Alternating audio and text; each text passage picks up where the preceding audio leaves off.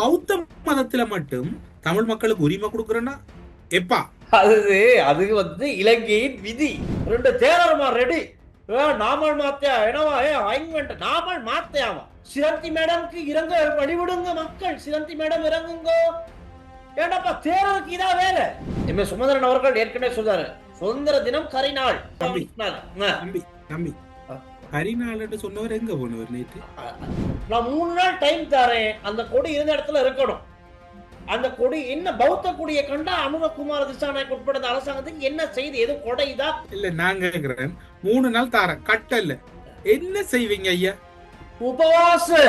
மஹிந்த ராஜபக்சன் சொல்லிட்டாரு, தேசிய தினம் சுதந்திர தினம்ங்கிறது சாதாரண சில விஷயம் இல்ல. இடி இடிக்குது.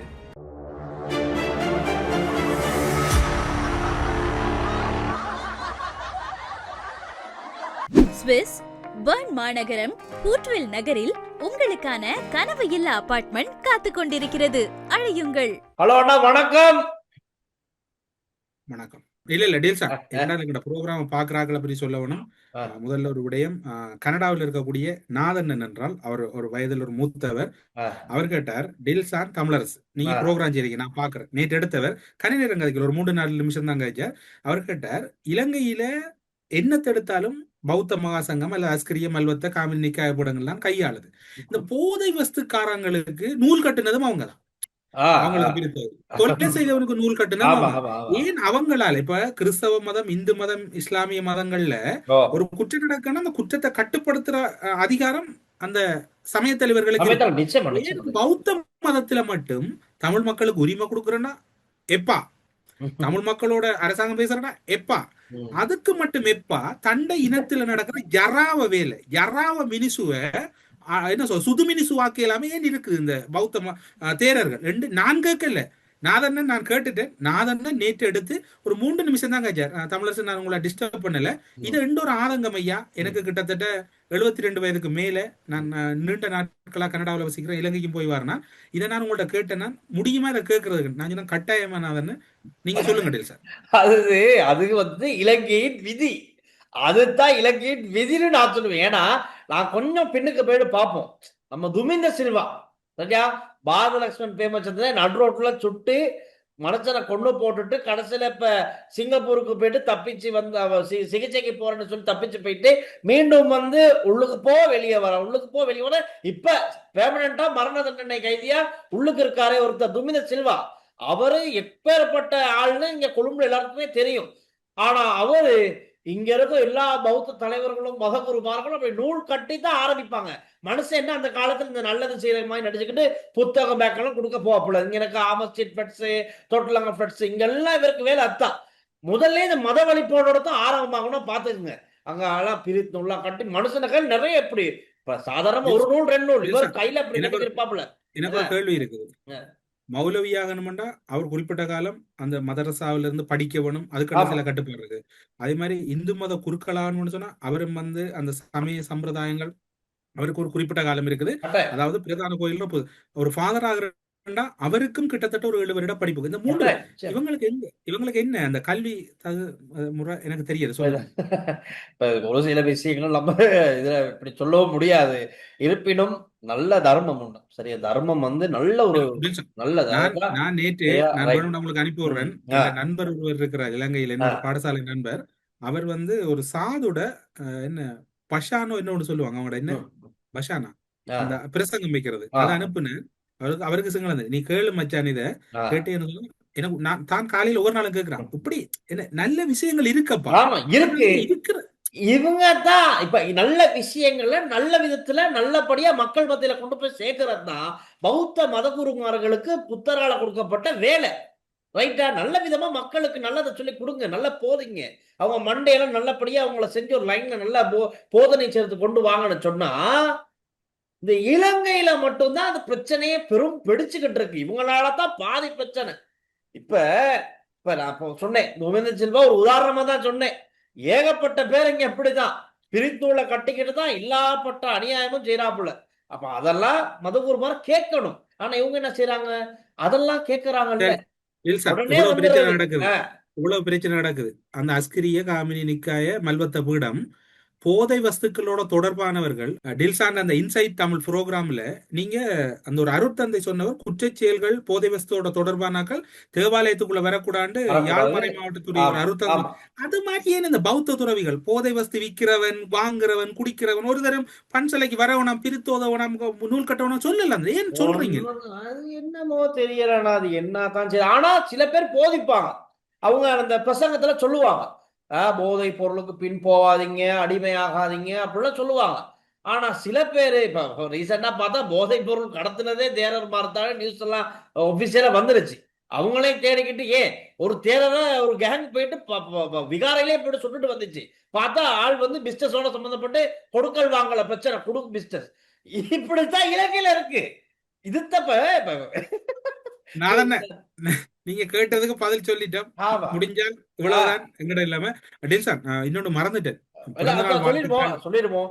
நல்ல பல தேரர்கள் இருக்காங்க. அவங்க கிட்ட உண்மைக்குமே இந்த கங்காராம விகாரைக்கெல்லாம் அவ்வளவு அழகா இருக்கு. அழகான ஒரு சூழல், அழகான அமைதியா அங்க போதிக்கிறாங்க. எந்த மதத்தை சார்ந்தவங்க வந்தாலும் அன்போடு சிரிச்ச முகத்தோட வரவேற்கிறாங்க. நான் ஒரு தமிழ் கத்தோலிக்கர் என்ன அவ்வளவு கவனிச்சாங்க. அவ்வளவு தெரியும், நான் செயின்லாம் போட்டிருக்கேன், கிறிஸ் போட்டிருக்கேன். அப்போ வந்து நான் குடும்பத்தோட போனா அழகா சாதுவா வர வைக்கிறாங்க, வர வச்சு எல்லாம் சொல்லி காட்டுறாங்க. அப்படி இருக்காங்க ஆட்கள், இல்லாம இல்ல, இலங்கையில இல்லாம இல்ல. ஆனா இந்த அரசியல் ரீதியா போறவங்க அதிகமா இருக்காங்க. நேத்து கூட நாமல் ராஜபக்ச சிஆரிக்கு போயிட்டு வெளியே வராது, வாரத்துக்கெல்லாம் ரைட் வெளியே ஆதரவா இருக்கானுங்க நிறைய பேர். இங்க 2 தேரர்மா ரெடி, நாமல் மாத்தியா என்னவா நாமல் மாத்தியாவா சிரந்தி ராஜபக்ச அங்க வருது. சிரந்தி மேடம்க்கு இறங்க வழிவிடுங்க மக்கள், சிரந்தி மேடம் இறங்குங்க. ஏன்னாப்பா தேரருக்கு இதா வேலை, பன்சலையில பணம் ஒதுக்கிட்டு மக்கள் நல்வழிப்படுத்துறது வேலையை விட்டுட்டு அங்க அவருக்கு இதை தூக்கி போட்டு வந்துட்டாரு. சிரந்தி மேடம் மேடமா அப்படி தேரர்கள் சொல்லவே கூடாது. பௌத்த மதத்தின் அடிப்படையில அவங்க தான் உயர்ந்த நிலையில் இருக்கணும், அவங்களதான் மக்கள் போயிட்டு வணங்கி கும்பிடணும். ஆனா இங்க அவர் வந்து அதை வேலை தூக்கி போட்டு சிரந்தி மேடம் பைண்டவா பைண்டு இடதெண்ட பக்சர மாதிரி. அதுதான் நிலவரம். இங்க சோக வாழ்க்கையா இருக்கு. பார்ப்போம், அதுல ஒரு மாற்றம் வந்தான. நான் சொல்றேன், இலங்கையில பல விஷயங்கள்ல மாற்றம் நிச்சயமா வரும். முதல் தேரர்கள் இந்த மாதிரி இந்த அரசியல் ரீதியா இருக்க தேரர்களுடைய மனநிலை மாற்றப்பட வேண்டும். அதுக்கு இந்த உயர்ந்த பீடம் இருக்க மகாசங்கமோ அஸ்கிரிய மகாத்தே அந்த பீடங்கள் உயர் பீடங்கள் ஒரு முடிவு எடுக்கிறது நல்லது. எனக்கு ஞாபகம் இல்ல வர்ற பேர் டில்சான். நல்லாட்சி கால பகுதியில மஹிந்த ராஜபக்ச அணியை வெளியேற்றதுல ஒரு தேரர் தான் முக்கியமா இருந்தார். அவர் பிறகு இறந்துட்டார். அவர் பேர் நல்ல ஒரு பேர் உண்டு. ஆமா, சோபித்த தேரர் அவரோட பேர். ஆமா, அந்த அதாவது ஒரு கொடுங்கோல் ஆட்சி இலங்கையில அகற்ற முடியாது துணிஞ்சு. உண்மையில இந்த இடங்கள்ல இந்த மேலெல்லாம் அந்த மெய் செலுத்த போகுது. என்னென்றால் அந்த அந்த யாருமே தொடையில இருந்த அஸ்கரிய மல்வத்த பீடம் ராஜபக்சோட நிக்குது. ஒரு நாட்டுக்கு ஒரு நல்லது வேணும்னு அந்த மனுஷன் இறந்துட்டார். ஒரு குறிப்பிட்ட வயது முதிர்ப்புல இருந்துட்டார் அந்த மனுஷன். உண்மையில அந்த அவரை சொல்ல உண்மையில ஒரு கணம் அந்த என்ன சொல்ற உதாரணத்துக்கு போனா மன்னார் மறைமாவட்ட முன்னாள் ஆயர் ராயப்பு யோசப்புக்கு எதிராக கொழும்புல யாரும் கருத்து சொன்னா அடுத்த நிமிஷம் எதிர்த்து கருத்து சொல்றவரா தான் இருக்கு. கட்டாயம் உண்மைதான். அப்படித்தான் உண்மைக்கும் ஈஸ்டர் அட்டாக் நடக்கிறதுக்கு முதல்ல ரைட் அவர் நிறைய விஷயங்கள் மக்களுக்கு தான் ஈஸ்டர் அட்டாக் டைம்லயும் மக்களை சரியா வழி கார்டினல் ஒரு மெசேஜ் சொல்லி பிரச்சனையை நிப்பாட்டினாங்க. அதே மாதிரி இவரோட பங்குக்கு சரியா பௌத்த மதத்தை வழிபடுறவங்க சிங்களவர்களை ஒரு கட்டுப்பாட்டுல வச்சிருந்தாரு அந்த டைம். அப்படி கலவரங்கள் வராம அப்படி கட்டுப்பாட்டுல வச்சிருந்தாங்க. உண்மைக்குமா அவங்க எல்லாம் பாராட்டப்பட வேண்டியவங்க. அவரோட வாய்ஸுக்கெல்லாம் ஒரு மரியாதை இருந்தது சிங்கள மக்கள் மத்தியில். டில்சான், பிறந்த நாள் வாழ்த்துக்கள். நன்றி. யாருக்கு இப்ப எனக்கு பிறந்த நாள் இல்ல ஐயா, பேசி போடுறோம் சரியா. நீங்க மறக்கிறது சரி. முன்னாள் எதிர்கட்சி தலைவரும் தமிழ் தேசிய கூட்டமைப்பின் தலைவரும் தமிழரசு கட்சியின் போசகருமான அமர சம்பந்தன் அவர்கள் இன்றைக்கு பிறந்த தினம் உண்டு. மாலை 3 மணிக்கு பிறகுதான் அவங்க ஆதரவாளர்களுக்கு தெரியும்.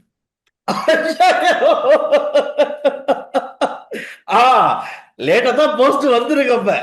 அப்ப எனக்கு மட்டும் எப்படி ஞாபகம் இருக்கும்? நீங்க இது என்ன பகுடியண்டா, அதாவது இன்றைக்கு சுமந்திரன் படாத பாடு படுறதுக்கும் சுமந்திரன் இன்னொரு கொண்டு வந்தது சம்பந்தர் தான். சுமந்திரன் கூட தண்ட மோன் உள்ள அவருடைய ஜனன தினம் ஐயாவின் பாதையில் பயணிப்போன்னு சொல்ல 2021 ஆண்டு ஆரோ ஷியா பண்ண ஒரு போஸ்ட் ஆரோ பதிவு செய்ததை ஆ. இன்னைக்கு அவருக்கு அதை டேக் பண்ணி விட்டுருக்கு. அய்யய்யோ. சம்பந்தனை ஆ, சுமந்திரனும் சாணக்கியமே மறந்துட்டாங்க இன்னைக்கு. மறந்துட்டாங்க இன்னைக்கு. இந்த பெரிய பரிதாண்டா உண்மையில இன்னும் ஒரு விடயம் சொல்ல வேணும். ம், ஒரே காலப்பகுதியில அமரர் சம்பந்தனும் அமரர் மாவையும் இறக்குறாங்க. ம், சரியா? சம்பந்தனை வந்து இன்னைக்கு மறந்துட்டாங்க. ம். அமரர் மாவை இன்றைக்கு வரைக்கும் விமர்சனங்களை தாண்டியும் மக்கள் மத்தியில ஏதோ இன்றைக்கு உதாரணம் சொல்ல போனா பெரிய ஒரு அவருக்கான சில தரப்பு விழாக்கெல்லாம் ஆமா, நடந்தது நடந்துச்சு. எல்லாம் ஆ, அப்படி நடந்துச்சு. ஆனா ஒரே காலப்பகுதியில இருந்த 2 பேர்ல ஒரு ஆள மக்கள் அடியோட மறந்துட்டாங்க, ஒரு ஆளை மக்கள் தூக்கி செல்றாங்க. எனக்கு ஒரு ஆள் சொன்ன பதில் என்னென்றால் எனக்கு சிரிக்காங்க சார். ஆ. சம்பந்தர் மரண விட்ட செய்தது சுமந்திரனா, ஆ. மாவீர மரண விட்ட செய்தது ஸ்ரீதரனா. அச்சச்சோ. ஸ்ரீதரன் இன்றைக்கு வரைக்கும் மக்களோட இருக்கிறாரா, ஆ, சுமந்திரன் மக்களோடையும் இல்லையா, சம்பந்தரன் மறந்துட்டாங்க. மக்களோட அப்ப எனக்கு அவரையும் ஆக்கள் இருக்குது. மறந்துட்டாங்க, அவர் செய்ய மரண வீட்டையும் மறந்துட்டாங்கன்னு கதை. சரி சரி சரி சரி. ஆனா உண்மையில சம்பந்தன் எதிர்க்கட்சி தலைவர் அவர் ஆளுமைகளை உண்மையில மதிக்க வேண்டும் சார் என்று சொன்னால் இந்த தமிழ் தேசிய கூட்டம் அவர் இறக்கும் வரைக்கும் அவரோட முதுமை இயலாமை வரைக்கும் ஒற்றுமை தலைமைத்துவம் இந்த உடைய விடல தமிழ் தேசிய கூட்டம் அவரை இயலாமைக்கு பிறகு அந்த கட்சி உடையுது. இப்ப அடிக்கடி அதுல கூட்டத்துல கலந்து கொள்ற பலர் கூறுவார்கள், சிவசக்தி ஆனந்தன் கூடுவார்கள் அடிக்கடி பல விடயங்களை எதிர்த்து கதைக்கணும்னு அந்த இடத்துல போனா சிவசக்தி ஆனந்தன், செல்வம், ஸ்ரீதரன், சுமந்திரன் நீங்க கதைக்கிறத நிப்பாட்டுங்கள் ரெண்டாவது சரியா அவ்வளவுதான். அந்த தலைமைத்துவம் ஒன்று இருந்தது. சம்பந்தன் மீது ஏகப்பட்ட விமர்சனம் இருக்கு. ஆனா அவர் திறமைகளையும் பாராட்டணும். இன்னும் ஒன்று அரசியலுக்கு வந்ததோட அவர நீதிமன்ற பணிகளை முடிவுக்கு கொண்டு வந்தவர். ரெண்டையும் செய்யல. நம்மட விஜய் மாதிரி அவர் நடிக்காம அரசியலுக்கு வந்தவர், இவர் கோர்ட்ஸுக்கு போகாம அரசியலுக்கு வந்தவர். அவ்வளவுதான். நக்கல் சிரிப்பு. இப்ப நீங்க அப்படி சொல்லிட்டீங்க தானே. ஜெயரத்னம் அந்த போஸ்ட் இருக்கு, அவர் பதிவு போட்டிருக்காரு. தமிழரசு கட்சி நெட்டை வேடம், யாருக்காக இந்த நாடகம்? நேற்று மட்டக்களப்பு மாநகர சபையில் அரங்கேறிய காட்சிகள் ஒட்டுமொத்த தமிழ் மக்களையும் தலைக்குடிய செய்ததாக அவர் குற்றச்சாட்டி போட்டிருக்காரு. அப்படின்னா இப்ப எம் ஏ சுமந்திரன் அவர்கள் ஏற்கனவே சொல்றாரு, சுதந்திர தினம் கரிநாள். ஆனா 2015-16 அவர் சொன்ன கதை என்னது? மக்களால் நிராகரிக்கப்பட்டவர்கள் தான் இதை கரிநாளாக சொல்லுவாங்க. கரிநாள் சொன்னவர் எங்க போனவர் நேற்று? அதான் 2-3 போட்டோஸ் வந்திருக்கு, என்னன்னு தெரியல. அது பழசா ஐயா நீங்க சொல்லி முடிங்க, நான் கதையை தொடங்க. அப்ப சரி, அப்ப அவ்வளவு விஷயம் வந்துருச்சுன்னு நினைக்கிறேன். அப்ப இவர் சொல்றாரு, தமிழரசு கட்சியில முடிவு வந்து சுதந்திர தினத்தை கரிநாளாக பிரகடனப்படுத்தி எதிர்ப்பு தெரிவிக்கிறது. ஆனா இங்க வந்து மட்டக்களப்பு மாநகர சபை மாநகர முதல்வர் சிவம் பாக்கிநாதன் தலைமையில் ஸ்ரீலங்காவின் சுதந்திர தின நிகழ்வுகள் கொண்டாடப்பட்டிருப்பதாக புகைப்படங்களை போட்டிருக்காரு. என்ன நிலைப்பாடு? இப்ப இங்க கட்சி சொல்லுது வேணாம், இது கரிநாள். ஆனா அங்க மாநகர சபையில இது கொண்டாடப்பட்டிருக்கு. அது என்ன? அவர் என்ன சொல்றாரு வந்து அது கட்சி தீர்மானம் இல்லையா. சிவம்பாக்கியன் தரப்புல சொல்லப்படுது வந்து அது சுமந்திரன் அறிவிப்பு மட்டும்தான். அது கட்சியில அரசியல் குழுவிலையும் கலந்துரையாடப்படல, மத்திய குழுவிலையும் கலந்துரையாடப்படல. அது யாப்பின் பிரகாரம் அந்த தீர்மானம் எடுக்கப்படல. ஒரு கட்சி முடிவு எடுக்கிறேன்னா அரசியல் குழு கூட்டம் அவர் ஆதரவாளர்கள் சொல்றாங்க, சிவம்பாக்கியன் ஆதரவாளர்கள் இது சுமந்திரன் தனிப்பட்ட அறிவிப்பு. இப்ப கடந்த காலத்துல என்ன சொல்லப்பட்ட சுமந்திரன் கரிநாள் மாவை என்ன சொன்னவர், அது வந்து சுமந்திரனின் தனிப்பட்ட கருத்து, அது கட்சியின் முடிவல்ல. அது மாதிரி இது சிவம்பாக்கியன் ஆதரவாளர் சொல்றாங்க, இது வந்து சுமந்திரன் கருத்து, அது கட்சியிட முடிவில்லை. கட்சியிட முடிவு அரசியல் குழு கூட வேணும், மத்திய குழு கூட. இப்ப உதாரணம் சொல்லும்போது ஸ்ரீதரனை நீக்கினது, சாணக்கியன் நியமிச்சது அரசியல் குழு. இது வந்து ஒரு முக்கியமான சுதந்திர தினத்தில முடிவு வந்து தனிப்பட்ட நபர் எடுக்கலாது, அது வந்து ஒரு கட்சி கூடிய எடுக்க முடியும். எனவே இந்த முடிவு செல்லாது அப்படின்ட்டாங்க. இப்ப யார் அப்ப நாங்க நினைச்சோம் மக்கள் தான் நிராகரிச்சிருக்காங்க அப்படின்னு பார்த்தா கட்சியிலே நிராகரிக்கப்பட்டவர் அவரு. என்ன நடக்குதுன்னா இப்ப நான் உண்மைக்கு சொல்றேன், இன்னைக்கு சகோதர மொழி பேசுறவங்க சில பேர் சோசியல் மீடியால அடிச்சிருக்காங்க. எப்படின்னா ஜாஃப்னால யாழ்ப்பாணத்துல வடக்கு கிழக்குல இந்த தமிழரசு கட்சி மக்களை தவறான பாதையில வழி நடத்திக்கிட்டு இருக்காங்க அப்படிங்கிற ஒரு போஸ்டா போட்டிருக்காங்க. என்ன நினைக்கிறீங்க? சரி வருமா? இப்படி ஏத்துக்கொள்றாங்களா? இப்படி உதாரணத்துக்கு அவங்க என்னத்தை நோக்கி போட்டாங்களோ தெரியாது, அவங்க தவறா வழி நடத்துற அளவுல அவங்களோட கட்சியே ஊருக்குள்ள இல்ல. என்னத்தை வழி நடத்துற நீ? ஆனா அவங்க நினைச்சுக்கிருக்காங்க தமிழரசு கட்சி தான் தமிழர்களுக்கு ஒட்டுமொத்த தமிழர்களையும் அப்படி கைப்பிடியில வச்சுக்கிட்டு செஞ்சுக்கிட்டு இருக்காங்க அப்படிங்கிற மாதிரி தான் இவங்க நினைச்சுக்கிட்டு இருக்காங்க. சிங்களவர்களுக்கு அப்படித்தானே அவங்க 2 பேரும் கொழும்புல வந்து மீடியாவில கதைக்கிறது சிங்களத்துல ஆங்கிலம். அதுதான் பிரச்சனை, அதுதான் நடக்குது. மும்மொழியில அடிச்சு ஒவ்வொரு மாவட்டம் நம்ம டூர் கூட்டி போகணும் வடக்கு கிழக்கு வாங்கோ, அங்க கட்சி அலுவலகம் மார்ட்டின் ரோட்ல ஒட்டரை முடிச்சு போயிருக்குதான். அப்ப பாரு, இன்னைக்குனா விமல் வீரவன்சங்க ஒரு விஷயம் வெளிப்படையா சொல்றாரு. இப்ப நேத்து சுதந்திர தினம் நடந்துச்சுட்டானே, எங்க நடந்துச்சு? சுதந்திர சதுக்க வளாகத்துல நடந்துச்சு. 2011 இதே சுதந்திர சதுக்க வளாகத்துல ராஜபக்சேட காலம் அந்த பெரிய ஒரு கொடிக்கம்பம் கட்டி புதுசா கட்டி அங்க ஒரு பௌத்த கொடியை ஏற்றுனாங்களாம் இவங்களோட காலப்பகுதியில. அப்ப நேத்து இந்த சுதந்திர தின நிகழ்வுக்காக அந்த பௌத்த கொடியை கலட்டிட்டு அது முடிஞ்சு கூட அந்த கொடியை கட்டல. நான் 3 நாள் டைம் தரேன், அந்த கொடி இருந்த இடத்துல இருக்கணும். அந்த கொடி என்ன பௌத்த கொடியை கண்டா அனுரகுமார திசாநாயக் உட்பட இந்த அரசாங்கத்துக்கு என்ன செய்து? எது கொடைதா குத்துதான்னு கேட்கல. இல்ல நான் கேக்குறேன், 3 நாள் தாரேன் கட்டல, என்ன செய்வீங்க ஐயா? உபவாச இல்ல இல்ல 3 நாள் முடிஞ்சதுக்கு பிறகு நான் சொன்னேன்னு அவங்க செய்யல, இவர் இறுக்கி பிடிச்சாருன்னா இவர கொடியா விட்டுருவாங்க. சரி. ஐயோ ஐயோ, என்னதான் செய்ய. பல்லில்லாத பாம்பு ஆற கண்டாலும் சீரும், அது மாதிரி தனி பேர் இப்ப எல்லாத்துக்கும் சீர்றாரு. இப்ப ஆறுட்ட ஒழுங்கு அடி வாங்க போறாரு தெரியும். ஆனா இவங்களோட எஜெண்டா எப்படின்னா, இப்ப அத்தை நாங்க நேத்து பேசுன விஷயம், இந்த டீம் ராஜபக்சக்கு ஆதரவா இருந்தவங்க, ராஜபக்ச விசுவாசிகள், ராஜபக்ச இருந்துட்டு விலகி இருக்கவங்க, இப்ப விமல் வீரவன்ச மாதிரி ஆக்கள்லாம் என்ன செய்யறாங்கன்னா, இப்ப இதுதான் இவங்களுக்கு சப்ஜெக்ட், மெயின் டாபிக்கே இதுதான்.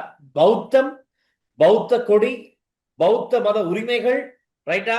அதே மாதிரி யுத்தம், யுத வீரர்கள், அதாவது ராணுவத்தை சேர்ந்த ராணுவ சிப்பாய்கள், வீரர் ராணுவ சிப்பாய்கள், அதே மாதிரி இந்த மாதிரியான விஷயங்கள், 30 வருட கால யுத்தம், அதை வென்றவங்க, இது இந்த இந்த 5-6 விஷயம் தான் இவங்க கையில இருக்கு. இதை வச்சுக்கிட்டு தான் இப்ப இவங்க கொண்டு போற பொலிட்டிக்கல் சம்பந்தமான ஸ்பீச்சஸா இருக்கலாம், வாய்ஸ் கட்ஸா இருக்கலாம், எல்லாமே இப்படித்தான் இருக்கு. இதை வச்சுதான் அனுரக்கு அடி விழுந்துகிட்டு இருக்கு. இது எல்லாமே அனுர நிராகரிக்கிறாரு. சிங்கள மக்கள் மீது இவருக்கு அக்கறையே இல்ல, சிங்கள மக்களோட உரிமைகள் பத்தி இவர் பேசுறாரே இல்ல, ராணுவத்தை இவர் மறந்துட்டாரு, கண்டுக்கிறாங்களே இல்ல, போலீஸ மதிக்கிறது இல்ல, ராணுவத்தை மதிக்கிறது இல்ல, அனுர ஒரு தனி லைன்ல போய்கிட்டு இருக்காரு. எங்க எண்ட்ல வந்து முடியுது, தமிழ் மக்களுக்கு அனுர ஆதரவா செயற்படாரு. இவ்வளவுதான் உங்க சப்ஜெக்ட். தமிழ் டயஸ்போராக்களுக்கு தேவையான மாதிரி ஆடிக்கிட்டு இருக்காரு, தமிழ் மக்களுக்கு ஆதரவா செயற்படுறாரு, வடக்கு கிழக்குல அப்படியே அனுர எல்லாம் செஞ்சுக்கிட்டு இருக்காருங்கிற மாதிரி தான் கதை. இப்ப இங்கிட்டு வடக்குல நம்மளுக்கு இங்க ஒண்ணும் இல்ல, நம்மள இன்னும் சுதந்திரம் கிடைக்கல, நம்மளோட நிலங்கள் இன்னும் அடிமைத்தனத்துல தான் இருக்கு, கட்டுப்பாட்டுல இவங்களோட கட்டுப்பாட்டுல தான் இருக்கு, ராணுவ முகாம்கள் இன்னும் இருக்கு அப்படின்னா அங்கிட்டு போராட்டம் தொடர்ந்துகிட்டு இருக்கு. இது எங்க போய் முடிய போகுதுன்னு தான் இப்ப கேள்வியா இருக்கு. டில்சன், நான் ஒரு ஆளை தேடுன்னு சரத் வீரசேகர் அவரும் சொன்னார், டயஸ்போராக்கு பயந்துதான் இவங்க. எனக்கு வடிவ பாருங்க, இவங்க எல்லாம் இந்த பதுங்கி கொண்டு வந்தவங்க ஒரு வருஷம். சத்தமே இல்ல. பொதுமக்கள் பாதுகாப்பு அமைச்சர் ஆனந்த விஜயபால, உங்கள்ட்ட ஒரு இந்த ப்ரோக்ராம் என்பிபியில கனவேர் பாக்குறாங்க, நான் பேர் சொல்ல விரும்பல, கனவேர் இந்த பின்னூட்டங்கள் எழுதுறத பார்த்தா அப்படிதான் விளங்குது. ஒன்றை மட்டும் சொல்றோம், ஆனந்த விஜயபால, இந்த கொசுக்களை கண்ணாளைக்கு பொது வழியில விட்டீங்கன்னா கனவேருக்கு வருத்தம் வந்துடும். அந்த கொசுகளுக்கு ஸ்ப்ரே அடிச்சு தூக்கி போடுங்க. கொசுவெல்லாம் கட்டுப்படுத்துகிட சொல்லத்தான் இருக்கு, இல்லன்னா அந்த அரசாங்கத்துக்கு ஒன்று மட்டும் விளங்குது டில்சன், அந்த அனுர அரசாங்கம் பதுங்கி கொண்டிருக்கிறது நான் நினைக்கிறேன் ஒரு ஏதோ ஒரு பெரிய ஒரு பாய்ச்சலோடு நடக்க போகுது. திரும்ப ஒரு சந்தேகம் தான் இருக்குது, எப்படியான பாய்ச்சல்னு தெரியாது. ஏன்னா இவங்க ஒரு ஆயுத போராட்டத்தின் பின்னணியில இருந்து வந்தவங்க அரசியல்வாதி மாதிரி இருக்க மாட்டாங்க. 100 அரசியல் செய்தாலும் அவங்களுக்கு எப்பவும் வந்து எல்லார் மீதும் சந்தேகம், எல்லா நடவடிக்கைகளும் எடுக்கிறது. ஆனா இதை எடுக்க போறோம்னு சொல்றல்ல, ஒரு ஆள் தான் கதைக்கிறது, இது வந்து ஒரு இயக்க கட்டுப்பாடு. இது புலிகள் மட்டும் இது இருந்தது, ஒரு ஆள் தான் கதைப்பார். சுப தமிழ்ச்செல்வன் அவர் மட்டும்தான் அரசியல் சார்ந்த, மிச்சாக்கள் கதைக்க மாட்டாங்க. அவங்களோட இவங்களை ஒப்பிட இல்லாது, இவங்க அந்த இயக்க பின்னணியில தான் இவங்க இப்ப சில நடவடிக்கைகளை செய்து கொண்டிருக்கிறாங்க. நாட்டுல புலனாய்வுத்துறை இருந்தாலும் அவங்களோட புலனாய்வுத்துறையும் வேகமா இயங்கி கொண்டிருக்காங்க, அவங்களோட பழைய ஆக்கள் இயங்குறாங்க. எனவே ஒன்று மட்டும் உண்மை, அனுரவால வெகு விரைவில் கனவேருக்கு சங்கு ஊதுப்பட போகுது. பாப்போம். அதையும் அதே மாதிரி லாஸ்ட் ஒரு வீடியோ பாத்துருங்க. நம்ம ஜனாதிபதி அனுரகுமார திசாநாயக்க இன்னைக்கு மார்னிங் வந்து அப்படி ராஜகிரி மேம்பாலத்துல அப்படி போறாரு கார்ல, போறவங்களுக்கெல்லாம் அப்படி ஒரு செல்வட்டை போட்டு தம்ப காட்டிட்டு போறாரு. அந்த வீடியோ இன்னைக்கு கொஞ்சம் சோசியல் மீடியால வைரல் ஆகிட்டு இருக்கு. டிராபிக்ல இவர் அந்த முன்னாதான் கையை காட்டிக்கிட்டு 10-15 பேர் இப்படி பறந்துகிட்டு போவாங்க. இன்னைக்கெல்லாம் அதெல்லாம் இல்ல, அப்படி டிராபிக்ல அப்படி மக்கள் போற வழியில அதை கொஞ்சம் நல்லா வைரல் ஆகுது. அது சின்ன பசங்க சுதந்திர தினம் கொண்டாடுறாங்க, புகையடிக்கும், வித்தியாசம் போற லெவல். அதாவது அதுல ஒரு விடயத்தை நினைச்சீங்களா, செலவுகள் இல்லாமல் எப்படி சுதந்திர தினத்தை சூழல் மாசுபடாமல் கொண்டாடுறன்றத அவங்க செய்தாங்க. அவங்க செய்யறாங்க. அந்த சின்ன பசங்க அது சரி. அந்த புகை போகுது, அதுல டும் என்ற ஒரு சத்தம் கேக்குது, ஆனா சரட்டு அடிக்கிறாங்க. அது சரி. இப்ப இந்த அரசாங்கமும் செலவு குறைவான செலவு தான் செஞ்சாங்க. ஆயுதம் எல்லாம் பெருசா காட்டாம குறைந்த செலவு செஞ்சாங்க. ஆனா மஹிந்த ராஜபக்ச சொல்லிட்டாரு, தேசிய தினம் சுதந்திர தினம்ங்கிறது சாதாரண சில விஷயம் இல்ல. இடி இடிக்குது. எப்படி சொல்லி முடியுது? இடி இடிக்குது. என்னடா அது துட்டு சம்பாதிக்கிற நிகழ்வு, துட்டு சம்பாதிக்கிற நிகழ்வு. அதுல ஒரு ஸ்பீச்ச பண்ணாதான் அங்க இருக்க அம்பாசிடர்ஸ் எல்லாம் அதை போட்டு கேட்டுக்கிட்டு, oh they need some funds, oh they need some funds, okay we will help you, okay okay Mahinda Rajapaksa அப்படின்னு போயிடுறாங்க. கடந்த காலங்கள் அப்படித்தான் இருந்திருக்கு. ஆனா அரசாங்கம் என்ன சொன்னுச்சு? கடன்ல வாங்கின ஆயுதங்களை இப்படி பேரணியில காட்டுறது கௌரவமா அப்படின்னு கேட்டுட்டாங்க. அதெல்லாம் நாமல் ராஜபக்சே கோவம் இன்னைக்கு பார்லிமெண்டத்துல வெடின்னு வெடிச்சுட்டாரு. அதுதான் இப்ப கடன் பட்டு வாங்கின ஆயுதங்களை சுதந்திர தின நிகழ்வுல இப்படி அந்த அணிவகுப்பு மரியாதை அணிவகுப்புல காட்டுறது உங்களுக்கு கௌரவமா அப்படின்னு இந்த அரசாங்கத்தை சேர்ந்தவங்க கேட்டுட்டாங்க. அது இப்போ உங்களுக்கு கோவம். அதுதான் நடந்துச்சு. ஓகே டீல் சார், அப்ப போயிட்டு வாங்க. மகிழ்வு, சந்தோஷம், துக்கம் நல்லது நடக்கட்டும். உங்கள் அனைவரையும் பிரதிபலிக்கிறது தான் நாட்டு நடப்பு. இது எங்களுடைய நிகழ்வல்ல, உங்களுடைய. ஆமா, நிறைய பேர் தொடர்ந்து நல்ல பல கருத்துக்களை சொல்றீங்க, சப்போர்ட் பண்றீங்க, தேடி வந்து பாக்குறீங்க. டில்சான நேற்று ஒரு பிரித்தானியாவில் இருக்கக்கூடிய ஒரு அண்ணன் ஹலோ சொல்லிட்டு போயிருக்கிறார். இப்படி இல்லாம என்ன சொல்றது, அன்பு, உங்களோட அன்புகள் உங்களுக்காகத்தான் நாங்க இதுல பேசுறோமே ஒழிய நாங்கள் யார் மீதும் தனிப்பட்ட ரீதியில கோபம் இல்லை. அரசியல்வாதிகளா விமர்சனங்களை முன்வைக்கிறோம். அவர்கள் தனிப்பட்ட நபர்களை நாங்கள் கண்டால் ஐயோ இப்படி இருக்கிறீங்க வாங்க டீ குடிப்போம்னு தான் கூப்பிடுவோம். ஓகே டீல் சார், அப்ப போயிட்டு வாங்க. நாளைக்கு சந்திப்போம். சந்தோஷம். சிரிச்சுக்கிட்டே இருப்போம், சிந்திப்போம். நன்றி, வணக்கம். பாய் பாய். வணக்கம்.